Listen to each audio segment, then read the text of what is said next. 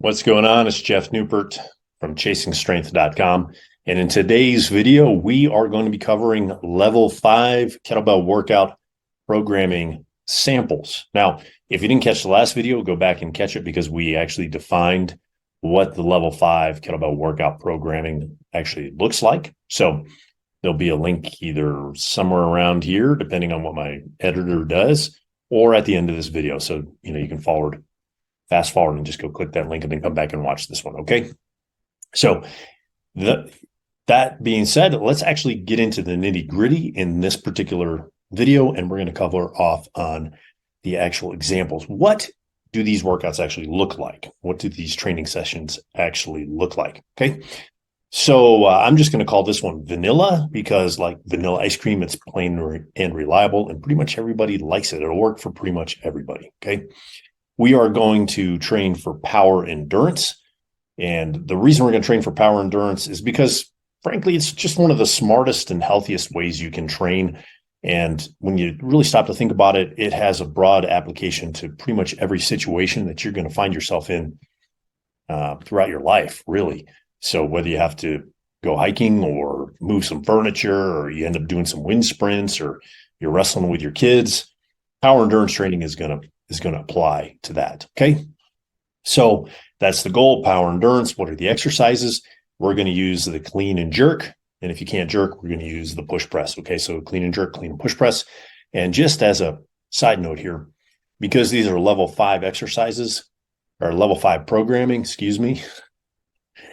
that means by definition, we're using level 4 exercises, right? Level 5 programming, level 4 exercises. Level 4 exercises, if you recall, are the double kettlebell lifts. So I am not going to preface every lift and every exercise with the word double. Okay. It's going to be implied here. All right. So it just makes it easier for me to say. Okay. I'm just being lazy. All right. So the exercise for the vanilla example, right, is the clean and jerk. And if you can't do the clean and jerk, clean and push press. Now, the guidelines are this. You're going to find your 10 repetition max. Okay. Then you're going to set your timer for 30 minutes. And then you're going to perform as many sets of 3 reps with that 10 repetition max. Okay. How long do you rest? Well, in this particular case, you're going to rest as much as necessary and as little as possible in order to keep the power output the same on every set. Now, here's what that means. As you progress through the 30 minutes, most likely you're going to get tired.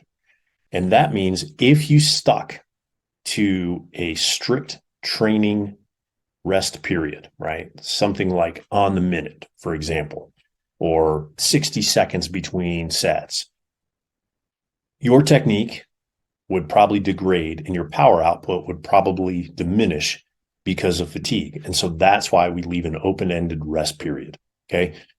Said differently, you'll be able to rest less at the beginning of those 30 minutes, most likely, than you will be towards the end of those 30 minutes. All right. Okay. So there's one example. That's the vanilla example. Now, example number 2, you can think of this as maybe keeping with our ice cream examples, would be the ice cream sundae. And, that means there's more than one component and it's still delicious, but probably more so than typical vanilla ice cream. Okay. So we're going to train in this example for power and strength endurance. Okay. Or power endurance and strength endurance. We're going to use multiple exercises and we're going to put it together in a strength circuit. Okay. Now remember, our strength circuits, like we discussed in our last video, are not like our traditional Chrome and Fern 1980s health club circuits where you moved from machine to machine to machine to machine to machine without rest. A strength circuit, there is rest between exercises. Why? Because, well, we're working on strength, but because it's endurance, right, it's going to have a smaller rest period and there are going to be some other variables that go into the programming. So again, I refer you back to the last video in this series, okay, where we break that down a little more. Okay. So in this particular ice cream sundae example number 2, we're going to use 4 exercises. We're going to use the front squat, the military press, the swing, and the push press. Now you're going to find your 10 rep max for each exercise, which means you may or may not be using different size kettlebells or different pairs of kettlebells. Or if you don't have different pairs of kettlebells available to you, find your 10 rep max for your weakest exercise and then use that load for the rest of the exercises. All right. So just as we did in our first example, you're going to set your timer for 30 minutes and you're going to perform 3 reps per exercise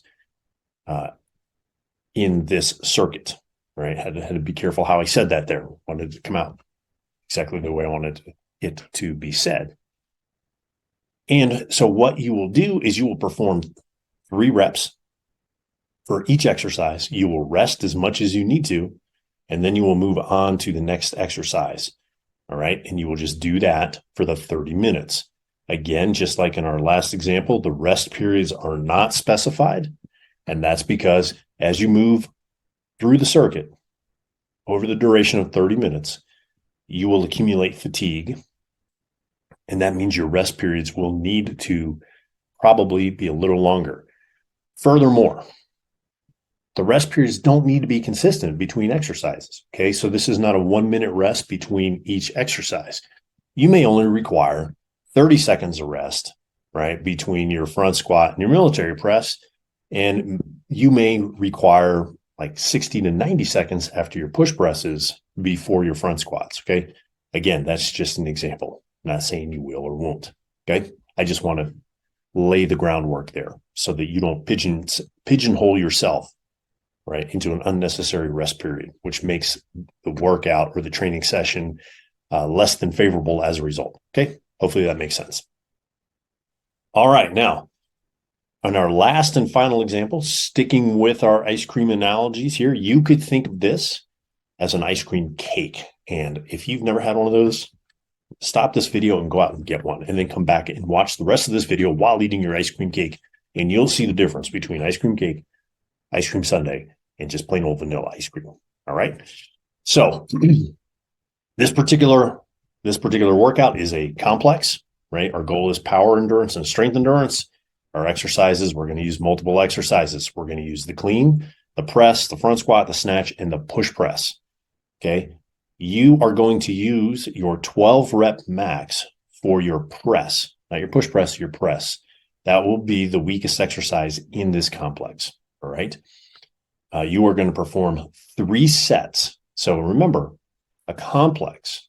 I outlined this in the last video, and I really should be a hardcore stickler and make you go back and watch this. But remember, a complex, you perform each exercise in a row without rest and without putting the kettlebells down or the implement. This happens to be a kettlebell complex, so I say kettlebells. Okay.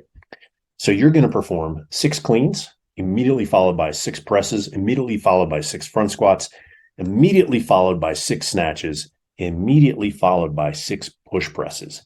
Then you rest. Got it? Okay. Is it going to be hard? Yes. Again, if I didn't specify earlier, you are going to use your 12 rep max for your press.